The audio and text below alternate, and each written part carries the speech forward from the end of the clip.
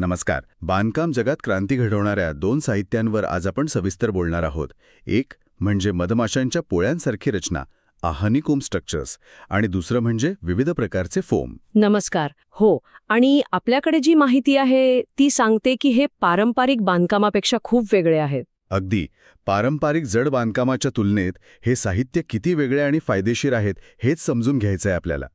चला तर मग सुरुवात करूया. नक्कीच. या दोन्ही साहित्यांमधला सगळ्यात महत्त्वाचा मुद्दा काय तर त्यांचं वजन आणि ताकदीचं गुणोत्तर, म्हणजे स्ट्रेंथ टू वेट रेशो. अच्छा. हे प्रमाण इतकं जबरदस्त आहे की बांधकाम खूप हलकं होतं आणि अर्थातच जास्त कार्यक्षम, पर्यावरणाच्या दृष्टीने पण चांगलं. सुरुवात आपण हनीकोम्ब स्ट्रक्चरपासून करूया का? मधमाशीचं पोळं आपण पाहिलंय तशीच काहीशी रचना, बरोबर? हो, अगदी. षटकोनी कप्प्यांची एक जाळी असते आणि ही जाळी दोन पातळ पण मजबूत थरांमध्ये, ज्यांना स्किन्स म्हणतात, चिकटवलेली असते. म्हणजे एक प्रकारचं सँडविच झालं हे. बरोबर, अगदी सँडविच सारखंच. यामुळे वजन खूप कमी राहतं, पण ताकद मात्र कमालीची वाढते. पण हे नेमकं कसं साधलं जातं? म्हणजे यामागे काय तंत्र आहे? गंमत त्याच्या भूमितीमध्ये आहे. हे जे षटकोनी कप्पे असतात ना, ते येणारा भार किंवा दाब सगळ्या बाजूनी वाटून टाकतात. अच्छा, म्हणजे भार विभागला जातो. अगदी. त्यामुळे होतं काय की खूप कमी मटेरियल वापरूनही प्रचंड मजबूती मिळते, ताठरपणा येतो. आणि मटेरियल म्हणजे काय वापरतात यात? फक्त धातू? नाही, ॲल्युमिनियम तर आहेच, पण फायबर ग्लास किंवा कार्बन फायबरसारखे कंपोजिट्स पण चालतात. आणि विशेष म्हणजे काही ठिकाणी मजबूत कागद किंवा प्लास्टिकचे हनीकोम्ब पण वापरतात. अरे वा, म्हणजे बरेच पर्याय आहेत. आणि याचा वापर कुठे कुठे होतो मग? अहो, खूप ठिकाणी. इमारतींचे दर्शनी भाग, म्हणजे बाहेरून लावतात ते फसाड्स, मग छत, फ्लोरिंगचे पॅनल्स, फर्निचरमध्ये सुद्धा.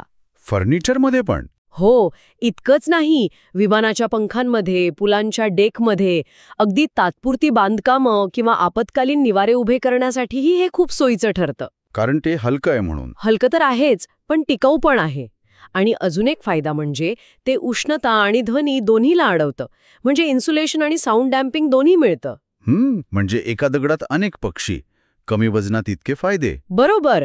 पारंपरिक पद्धतीत कसं, वस्तू जेवढी जास्त तेवढी ताकद असं गणित असतं. इथे तसं नाहीये. इथे रचनाच ताकद देते, कमीत कमी वस्तू वापरून. खरंय.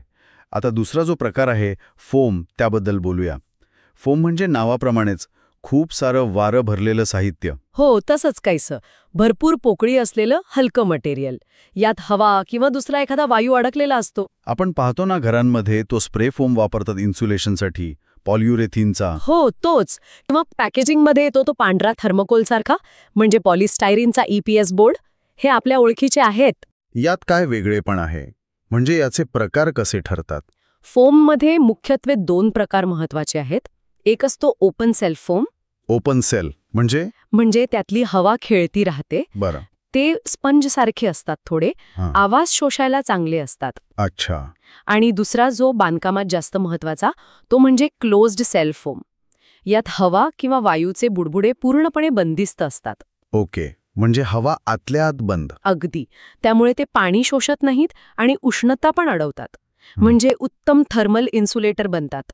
आपण जो PU स्प्रे किंवा EPS बोर्डचा उल्लेख केला ना, ते क्लोज सेलचेच प्रकार आहेत. अजून एक असतो XPS, म्हणजे एक्सट्रुडेड पॉलिस्टायरीन. तो जास्त घन असतो. म्हणजे इन्सुलेशन हा झाला याचा मुख्य उपयोग, इमारतींना ऊर्जा कार्यक्षम बनवण्यासाठी. बरोबर, एनर्जी एफिशियंट बनवण्यासाठी. पण एवढंच नाही. अजून काय उपयोग आहेत? हो ना, इन्सुलेशन तर आहेच, पण समजा कुठे भेगा असतील, फट असतील, त्या भरायला सिलंट म्हणून पण वापरतात. अच्छा. आणि एक खूप इंटरेस्टिंग उपयोग आहे जिओफोम. जिओफोम हे काय आहे? हे म्हणजे फोमचे मोठे हलके ठोकळे रस्त्यांच्या किंवा इमारतींच्या भरावामध्ये मातीऐवजी वापरतात. त्यामुळे खालच्या जमिनीवरचा दाब खूप कमी होतो. अरे वा, म्हणजे चक्क मातीऐवजी फोम. हो. आणि अजून एक प्रकार आहे फोम कॉन्क्रीट. Foam concrete? हो. हे नेहमीच्या कॉन्क्रीटपेक्षा वेगळं? हो. हे सिमेंट, पाणी आणि तयार केलेला फोम एकत्र करून बनवतात. हे खूप हलकं आणि प्रवाही असतं. त्यामुळे रिकाम्या जागा भरणं, लेव्हलिंग करणं सोपं जातं. म्हणजे हे साहित्य वापरल्यानं बांधकाम थोडं जलद आणि कदाचित स्वस्त पण होऊ शकतं नाही का? नक्कीच, काही बाबतीत नक्कीच होऊ शकतं. तर या दोन्ही साहित्यांना हनीकॉम्ब आणि फोम यांना एकत्र पाहिलं तर काय दिसतंय? एकीकडे अत्यंत शिस्तबद्ध भूमितीवर आधारित रचना आणि दुसरीकडे हलकं, पोकळ पण उपयुक्त फोम. चित्र स्पष्ट आहे. बांधकाम अधिक स्मार्ट, हलकं आणि कार्यक्षम बनवण्याकडे कल आहे. यामागे काय विचार दिसतोय? विचार मोठा आहे. इमारतींची ऊर्जा वाचवणं, साधनसंपत्ती कमी वापरणं आणि मुख्य म्हणजे बांधकामाचा वेग वाढवणं. वेग वाढवणं कसं काय? उदाहरणार्थ ICFS म्हणून एक प्रकार आहे, इन्सुलेटेड कॉन्क्रीट फॉर्म्स. यात फोमचे मॉड्यूल्स वापरून थेट भिंतीचा साचा बनवतात आणि त्यात कॉन्क्रीट भरतात. ते फोमचे मॉड्यूल नंतर तिथेच राहून इन्सुलेशनचं काम करतात. म्हणजे फॉर्मवर्क आणि इन्सुलेशन एकत्रच. अगदी. किंवा SIPs, स्ट्रक्चरल इन्सुलेटेड पॅनल्स. ह्या फॅक्टरीत तयार केलेल्या भिंती किंवा छताच्या पॅनल्स असतात. 2 बोर्डांच्या मध्ये फोमचा थर असतो.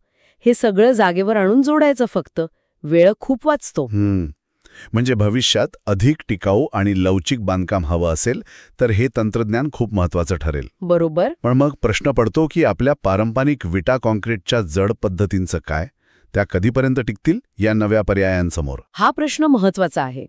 पारंपरिक पद्धती एकदम नाहीशा होतील असं नाही, पण या नव्या साहित्यांचा वापर वाढत जाणार हे निश्चित. आज आपण या 2 नाविन्यपूर्ण साहित्यांची ओळख करून घेतली, हनीकॉम्ब आणि फोम. हो, खूपच रंजक माहिती मिळाली. विचार करायला लावणारी गोष्ट आहे ही. आणि जाता जाता एक विचार येतोय मनात. सांगा ना. ही जी हलकी पण मजबूत आणि ऊर्जा शोषून घेणारी रचना आहे, मग ती हनीकॉम्ब असो वा फोम, तिचा वापर भविष्यात फक्त बांधकामातच मर्यादित राहील का? की वाहतुकीची साधनं म्हणजे गाड्या वगैरे अधिक सुरक्षित करण्यासाठी किंवा खेळ आणि सुरक्षण उपकरणं यात अजून काय काय बदल घडवू शकेल? खरंय. याचा विचार करायला नक्कीच वाव आहे. याचं भविष्य फक्त बांधकामापुरतं मर्यादित नाहीये नक्कीच.